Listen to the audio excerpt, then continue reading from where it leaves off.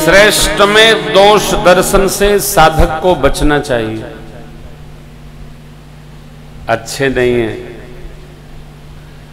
बहुत अच्छे नहीं है, बहुत बुरे हैं, व्यवहार अच्छा नहीं है। अपेक्षा क्यों करते हो? तुम्हारा अच्छा है क्या?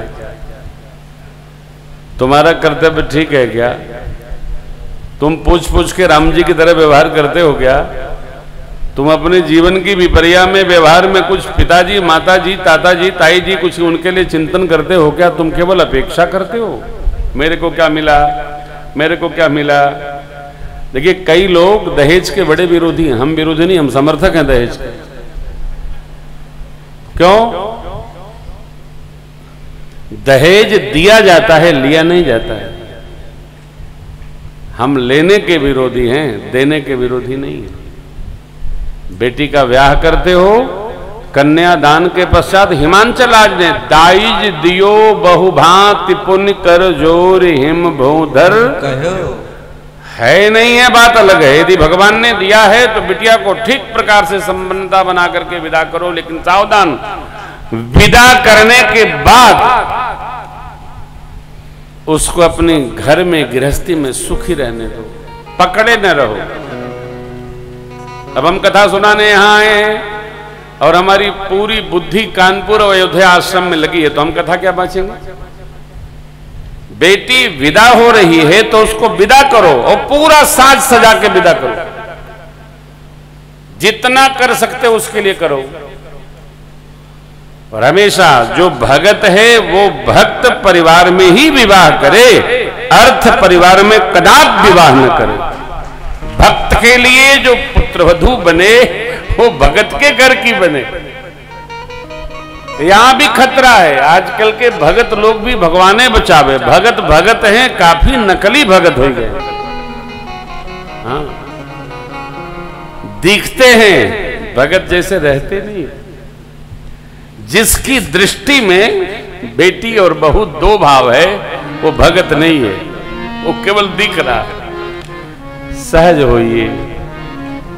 बहुएं हमें अरे सितार जैसे बजने दो।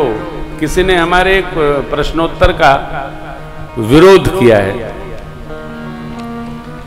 प्रश्न था कि महाराज जी आजकल बेटियां बहुएं सब जीन्स टॉप पहनती हैं, इस पर आपका क्या कहना है? तो हमने कहा भाई पहनना चाहिए, हमारी बेटी भी पहनती है, औरों की बेटी भी पहने, सब हमारी बेटियां हैं। विरोध क्या है? बहुएं पहने, क्या विरोध है? अरे यहां नहीं पहनने दोगे तो शिमला घूमने जाएंगी तो वहां खरीद के पहन लेंगे, कुल्लू भेजोगे वहां पहन लेंगी। अरे भाई आप बहु पर देखो, यदि इस बात का विरोध करना है तो सबसे पहला विरोध विवाह में जयमाल प्रसंग का होना चाहिए, जहां तुम बहू को बहू नहीं रहने देते हो। बहू को पूरे गांव के सामने आपने खोल दिया, अब चाहते हो घर में पर्दे में रहे। न जाने किस मिट्टी के हम बने हैं। जब तूने पंचायत में खोल करके बहू का प्रदर्शन रख दिया, फिर क्यों पर्दा चाहते हो? अपने को छलते हो भाई। वेश ऐसा हो कि सहज स्वरूप से हमारी बहन बेटी जो भी हो उसका स्वरूप ढका हो, ये मर्यादा है। चाहे जो नहीं पहनना, चाहे जैसे नहीं रहना। और विरोध उसी बात का कर सको जिसका आप घर में निषेध करते हो। यदि घर में नहीं पा रहे हो तो उपदेश औरों के लिए नहीं करना। ये रावण की चर्चा है। पर उपदेश कुशल बहु तेरे, जे आचरहित नर न घनेरे। बेटियां परिवार में सहजता पाती हैं तो वो प्रसन्न रहती हैं, प्रफुल्लित रहती हैं, आनंद में रहती हैं।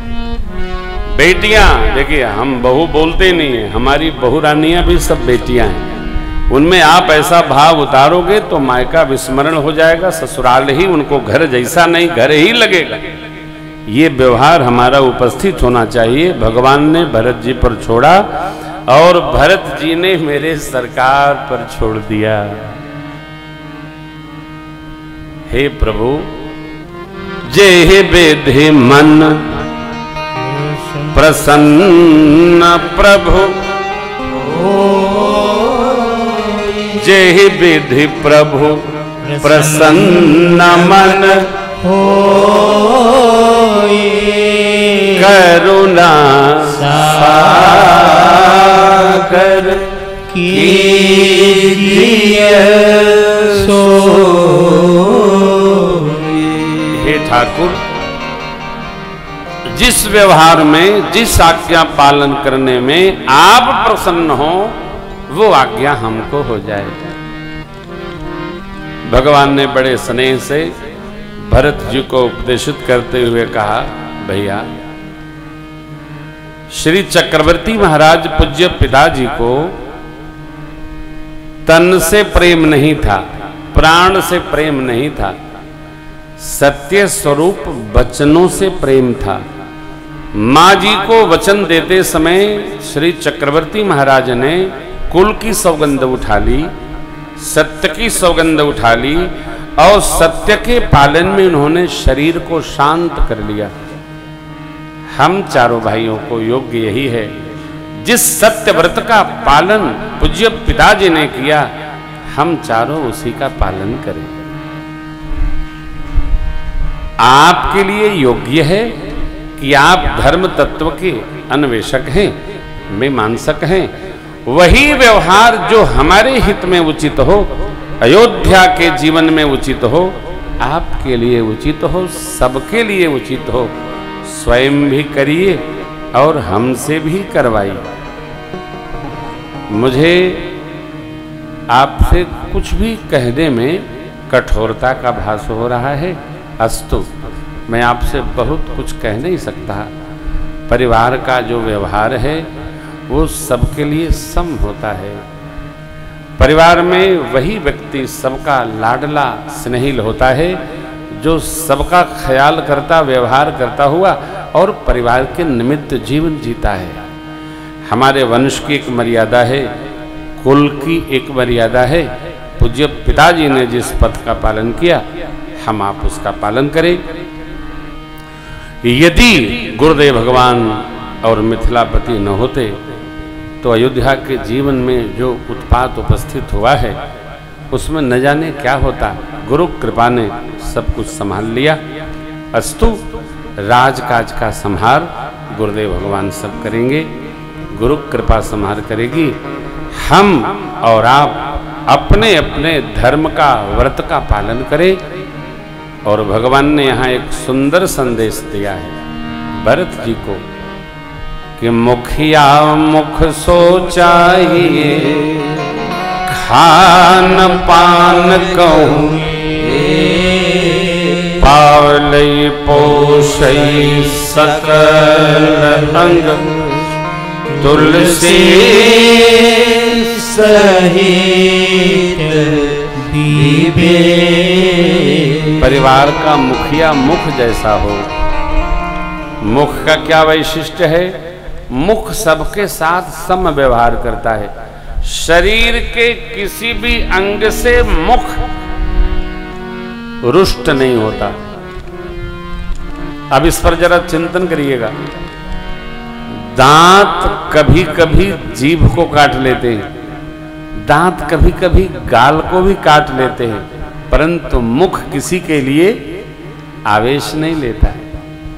शरीर के किसी भी अंग में रुग्णता हो तो मुख अपना व्यवहार बंद नहीं करता। जब तक वो चलता रहता है, बेचारा अन्न लेता है और पूरे शरीर का पोषण करता है। इसलिए भैया, हम जब तक श्री अवध में नहीं हैं, आपको मुखिया जैसा, मुख जैसा श्रेष्ठ भाव रखते हुए व्यवहार करना चाहिए और सबके साथ समत्व रख करके चलना चाहिए। देखिए, श्रेष्ठ का यह कर्तव्य है कि किसी के साथ रुग्णता का व्यवहार न करे, सबके साथ समत्व रखे। अन्य में व्यवहार का परिवर्तन हो, श्रेष्ठ के विहार व्यवहार में परिवर्तन कदापि नहीं होना चाहिए। भैया, मेरा आपसे यह आग्रह है कि 14 साल आप श्री अवध का संहार करें और 14 साल हम वन का संहार करें। भगवान ने जैसे ये कहा, भरत जी भगवान के श्री चरणों में दंडवत कर गए।